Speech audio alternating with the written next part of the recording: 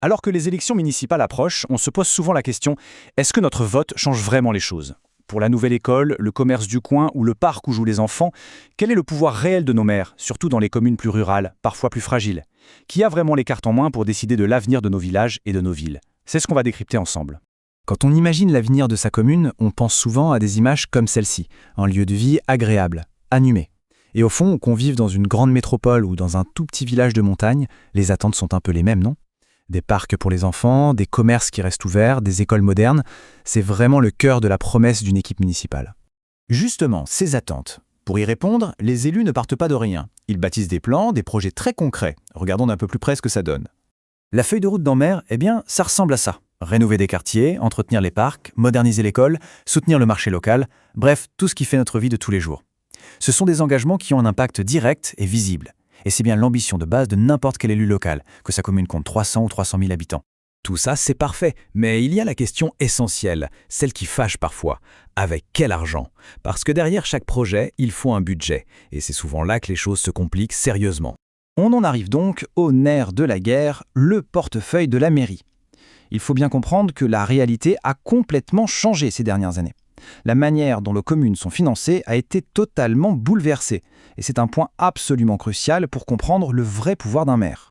Le basculement est majeur. Avant, avec la taxe d'habitation par exemple, une mairie avait un levier direct sur une partie de ses recettes. Elle pouvait jouer dessus. Aujourd'hui, avec la suppression de cet impôt, une part beaucoup plus grande du budget vient des dotations de l'État. On est passé d'un contrôle direct à une dépendance accrue. Et bien sûr, cette dépendance a des conséquences très concrètes. Comment voulez-vous prévoir la construction d'une nouvelle cantine si vous n'avez aucune idée de vos recettes dans 2 ou 3 ans? La marge de manœuvre des maires se réduit comme peau de chagrin. Sans parler du risque politique, que l'État soit tenté de fermer le robinet pour les communes qui ne seraient pas de la même couleur politique. Tout ça nous amène à une question de fond. Au final, qui tire vraiment les ficelles? On a l'impression d'un rééquilibrage des pouvoirs qui vient bousculer un principe qui est pourtant garanti par nos textes fondamentaux. Le diagnostic vient de la Cour des comptes elle-même, et il est sans appel. Le système est à bout de souffle. Les mots sont forts. Ça veut dire qu'on est au point de rupture. Le financement est devenu illisible et surtout, il ne fait que creuser les inégalités entre les communes riches et les territoires plus fragiles. Et pourtant, ce principe existe bel et bien. C'est inscrit noir sur blanc dans la Constitution. Les communes doivent garder le contrôle sur une part déterminante de leurs ressources. C'est la base même de la décentralisation. Sans autonomie financière, il n'y a pas de vrai pouvoir local. Alors, où est le problème si la loi est respectée? Eh bien, c'est toute la subtilité.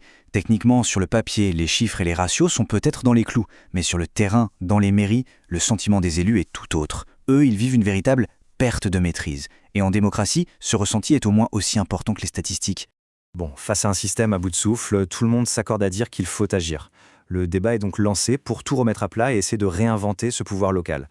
Explorons un peu les pistes qui sont sur la table. Cette citation d'un élu local, elle est très parlante. Elle défend une idée simple. Les projets les plus pertinents naissent de la connaissance du terrain. Des liens tissés localement de cet écosystème de confiance qui, par définition, ne peut pas se décréter depuis un bureau à Paris. C'est un plaidoyer pour le bon sens local. La Cour des comptes, elle imagine 3 grandes routes possibles. La première, on redonne aux mairies plus de pouvoir pour lever des impôts. C'est bon pour l'autonomie, mais attention à l'inégalité entre la petite commune rurale et la grande métropole. Deuxième chemin, on partage un gros impôt national, comme la TVA. C'est plus juste, mais la clé, c'est de se mettre d'accord sur les règles de répartition. Et la troisième voie, ce serait que l'État donne encore plus d'argent. Mais ça ne ferait qu'aggraver le problème de dépendance qu'on a vu.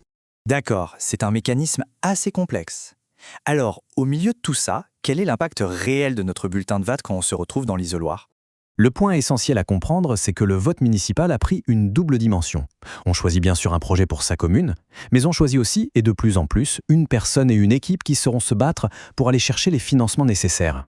En résumé, élire un maire aujourd'hui, ce n'est plus seulement élire un bon gestionnaire. C'est aussi, et peut-être même surtout, élire un avocat, un ambassadeur pour son territoire.